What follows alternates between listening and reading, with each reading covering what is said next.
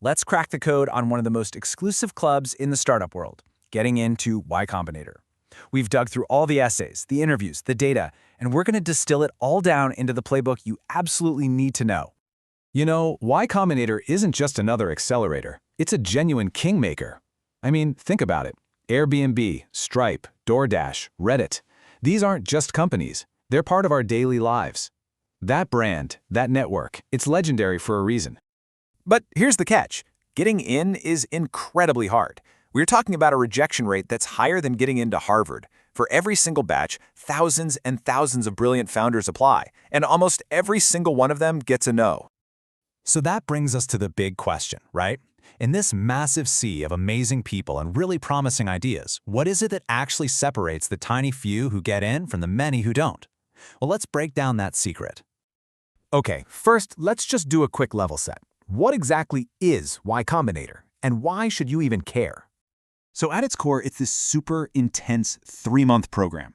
Yeah, they give you some seed money, but honestly, that's not the main event. The real gold is the mentorship from people who've built billion-dollar companies, the access to this insane alumni network, and then the big finale, Demo Day, where you get to pitch to the best investors on the planet. And this simple phrase, this is everything. Make something people want. It's their North Star for literally every decision they make and every company they fund. It's not about fancy business plans or trendy buzzwords. It all comes down to one thing. Are you solving a real problem for real people? This idea is the foundation for their entire evaluation process. So, when you get that 10-minute interview, and yes, it's just 10 minutes, what are the partners actually looking for? It really just boils down to 4 key things. And here it is. This is the fundamental truth, the absolute core of Y Combinator. They don't bet on ideas. They bet on founders. See, your idea is probably going to change. Your market might shift. But the quality of the founding team, that's the one constant they can bet on. They truly believe an A-plus team can take a B- idea and turn it into something huge. So what does betting on founders actually mean? Well, it breaks down into these 4 areas. They need to see a team that just clicks, that is perfectly suited to solve this specific problem. They need to see that you can build and ship things incredibly fast.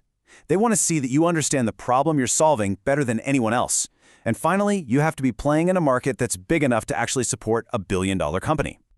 Now, let's zoom in on that first point, team dynamics. As YC's managing director Michael Seibel says, co-founder conflict sinks more startups than pretty much anything else. So in that interview, they are actively looking for proof that your team is resilient, that you communicate well, that you have a shared history. They're looking for a team that feels, well, inevitable. And that second trait, speed. At YC, speed of execution is everything. Action over talk, always. They couldn't care less about your 5-year plan. They want to know what you've already built and how fast you're learning from your users. Momentum is their #1 sign of a future winner. All right, so you want a real insider tip? A cheat code even? YC literally publishes a list of the kinds of companies they want to fund. It gives you a huge head start. It's called their Request for Startups, or RFS. And no surprise here, right now, it is all about AI.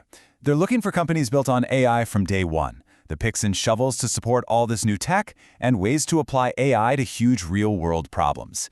If your startup lines up with one of these, you're already speaking their language. Okay, so knowing what to do is half the battle. But knowing what not to do is just as important. Let's run through the 3 most common mistakes that will get you an instant no. First up, generic ideas. Seriously, if your pitch is, we're the Uber for dog walking or we're a new and improved Instagram, it just screams that you haven't had a truly original thought about the problem. YC is hunting for founders with what they call an earned insight, a unique view on a problem that nobody else seems to get. Second, a total lack of urgency. The part-time founder is a massive red flag for them. They want to see obsession. They want to know this is your life's work. And the best way to prove it? Traction. Even a tiny number of users or a little bit of revenue shows you're actually doing the work, not just talking about it.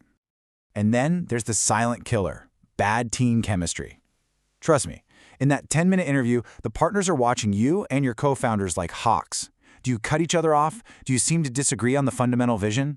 If they sense even a hint of friction, it's game over. It's an immediate pass. Okay, so how do you pull all of this together? How do you craft an application that actually makes it into that top 2%? Let's get into the strategy.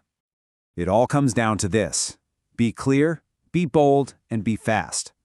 Be so clear that your grandma could understand what you do. Be bold enough to paint the picture of how this becomes a massive, world-changing company. And be fast, with cold, hard proof of your momentum.